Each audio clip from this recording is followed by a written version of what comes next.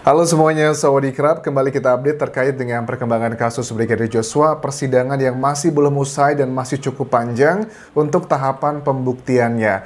Ada berbagai hal yang sedang disusun strategi dari berbagai macam pengacara, baik itu dari pihaknya FS, PC, KM, terus juga dari Bribka RR, Baradae, serta juga dari kuasa hukum Kamarudin Simanjuntak, yang memang dari awal sampai sekarang secara gratis ya, tidak mengambil biaya apapun untuk membantu keluarga Brigadir Joshua, termasuk juga untuk Ronita Lapesi yang juga sudah mengaku bahwa dia tidak mengambil sepeser pun untuk biaya operasional membantu Richard Eliezer yang sudah menjadi justice kolaborator, dan ini sangat kita apresiasi.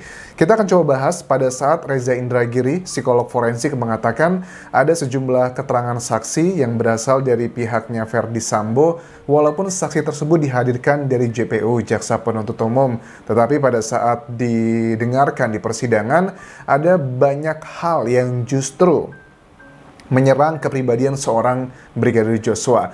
Misalnya adalah mengenai mudah marah, sensitif, dan terkesan kasar.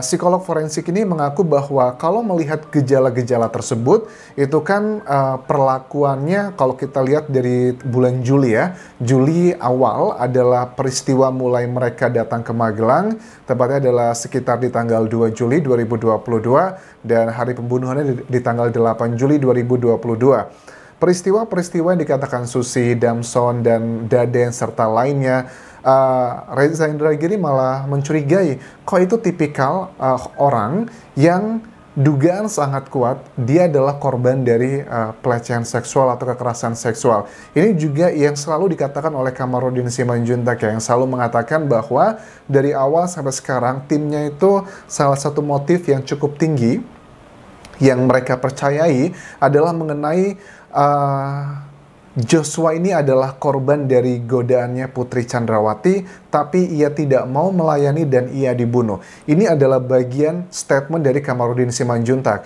Dan kalaupun peristiwa tentang pelecehan di Magelang tersebut menurut Reza Indragiri harus diadakan, justru sepertinya menjadi korban bukanlah Putri Chandrawati, tetapi adalah si Joshua sendiri. Karena kan kita melihat dari fakta persidangan, Susi mengaku tidak melihat adegan pelecehan tersebut. Susi mengatakan dia hanya melihat majikannya, Putri Chandrawati, tergeletak, terkesan terduduk ke belakang begitu di depan kamar dari lantai 2 di rumah Magelang tersebut. Begitupun juga dengan Kuat Ma'ruf, dia tidak melihat peristiwa tentang pelecehan tersebut. Dia hanya melihat, menurut KM, adalah Joshua mengendap-endap turun dan juga mengendap-endap naik. Dia hanya melihat bagian itu saja. Nah, ini kan juga bisa menjadi salah satu indikasi. Logikanya begini ya, ini adalah satu hal yang cukup possibility.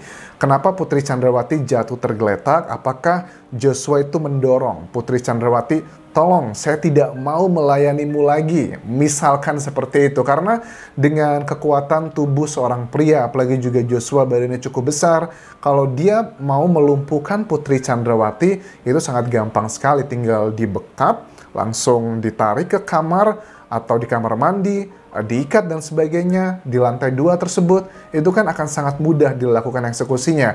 Tetapi kenapa justru malah ada adegan yang terlihat menurut timnya FS dan juga PC, keterangan saksi Susi dan juga KM, yang merupakan kunci peristiwa di Magelang tersebut, mereka hanya melihat kejadian seperti itu. Nah, mungkinkah Joshua hanya mendorong saja karena dia mengendap-endap, karena dia tidak mau mempermalukan majikannya. Dia tahu dia selama ini mungkin dipaksa melakukan hal seperti itu, tetapi karena tidak punya keberanian, tidak punya relasi kuasa, justru ini masuk akal. Seperti yang aku bilang ya, bahwa kalau seorang ajudan memperlakukan seperti itu ke majikannya atau ke istri jenderal, jelas itu sangat tidak masuk akal. Tetapi kalau Joshua melakukan tuduhan tersebut ke Putri Chandrawati, tapi korbannya adalah Susi, seorang asisten rumah tangga, itu justru masuk akal. Misalnya kayak Susi lagi di dapur gitu, kayak film-film gitu ya, kita bilangnya apa, Susi dibekap gitu, langsung dibawa ke kamar mandi, langsung dilampiaskan semuanya, itu justru masuk akal, ketakutan. Nah, kalau ini ya make sense sih. Reza Indragiri pun, psikolog forensik, mengatakan hal demikian. Jika orang pernah mengalami hal itu, biasanya akan lebih mudah marah, sensitif, dan terkesan kasar. Apakah itu adalah indikasinya? Tetapi juga kalau kita lihat dari Ronita Lapesi yang juga memberikan keterangan berdasarkan dari BAP Baradae atau Richard Eliezer tentang karakteristik dari seorang Brigadir Joshua. Ditanyakan begini, Ronita Lapesi mengatakan bahwa Richard itu pernah ditanyakan ya, Joshua itu pernah marah tidak? Pernah, katanya Richard. Masuk akal, manusia mana sih yang tidak pernah marah? Bukan jaminan kan, kalau orang pernah marah sudah pasti dia psikologinya nggak benar. Justru orang yang tidak pernah marah itu menurut aku psikopat ya. Terlihatnya tenang, tapi di dalamnya menghanyutkan. Misalnya kita disakiti, kita cuman senyum aja, diem aja, tapi tiba-tiba malam-malam kita langsung menyayat semuanya. Itu malah justru lebih serem. Contohnya apa? Pernah marahnya seperti apa? Katanya misalnya contoh tidak mencuci mobil, kalau motor itu dipakai orang lain karena harusnya ada di rumah. Nah, pada saat Ronita Lapesi menyampaikan tentang peristiwa motor ini ya, isu tentang motor, mengingatkan aku sama salah satu keterangannya Putri Chandrawati di persidangan. Waktu itu Putri Chandrawati mengatakan ke Yang Mulia Hakim begini, intinya konteksnya waktu itu dia bilang, saya memperlakukan semua ajudan saya itu sama rata, tidak ada yang spesial. Tetapi Yang Mulia Hakim, saya tidak diberitahu tentang motor yang selama ini dipakai oleh Reza, adiknya Joshua. Saya tidak diberitahu, saya juga tidak tahu di mana keberadaannya. Terus Yang Mulia Hakim bilang, oke, kita tidak bisa membahas itu karena itu adalah peristiwa antara Putri Chandrawati dan juga Joshua, jadi tidak bisa diklarifikasi mana yang benar atau yang salah. Nah, pada saat Ronita Lapesi menyampaikan bahwa motor itu dipakai orang lain karena seharusnya ada di rumah, itu akan membuat Joshua itu marah. Ya wajar, karena kan jabatannya Joshua selain menjadi ajudan adalah sebagai kepala rumah tangga ya, yang apa sih istilahnya? Terus salah ngomong lagi, kepala rumah tangga kan suami kan ya, maksudnya yang bagian mengurusi rumah tangga lah gitu, untuk memberikan gaji ke para karyawan dan juga lain-lainnya. Itu adalah dia yang diberikan kepercayaan tersebut. Nah, wajar kalau Joshua itu marah karena salah satu bentuk tanggung jawab ya, marahnya seperti itu. Ronita Lapesi juga mengatakan respeknya seorang Richard itu terhadap seniornya sangatlah tinggi, termasuk untuk Joshua, karena dengan background Richard ini baru sekitar beberapa bulan bergabung sebagai ajudannya dari Putri Chandrawati yang fungsinya adalah sebagai supirnya Putri Chandrawati di situ. Walaupun dari PC mengatakan bahwa dia tidak punya ajudan, sebenarnya itu hanyalah diperbantukan. Semuanya masih melekat ajudannya Verdi Sambo, tetapi itu semua hanya diperbantukan. Ya, itulah bahasa kiasan-kiasan aja lah.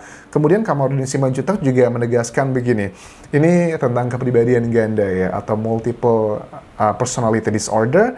Kepribadian ganda itu si Sambo misalnya adalah sering ke rumah Bangka bersama Daden, padahal istrinya di Saguling, apalagi sering gigit bibir katanya. Kenapa sih Bang? Gigit bibir itu apa sih masalahnya? Aku nggak ngerti deh. Gigit bibir itu apa sih yang berusaha di bahasa-bahasa kiasan Kamarudin Simanjuntak ini berusaha mau kemana? Kalau aku tangkapnya ya, correct me if I'm wrong, kalau aku salah. Kamarudin Simanjuntak ini berusaha untuk kembali menyerang Verdi Sambo dengan hal-hal yang sifatnya adalah pribadi, sama seperti yang dilakukan oleh timnya Verdi Sambo. Kalau beberapa minggu terakhir ini kepribadiannya Joshua diserang, dan sekarang kepribadiannya pun diserang balik. Sering ke rumah Bangka dengan Daden. Daden sudah menikah ya, sudah punya istri. Verdi Sambo juga sudah menikah. Kalau Daden kita bisa mengerti karena dia harus menjalankan tugasnya sebagai seorang ajudan.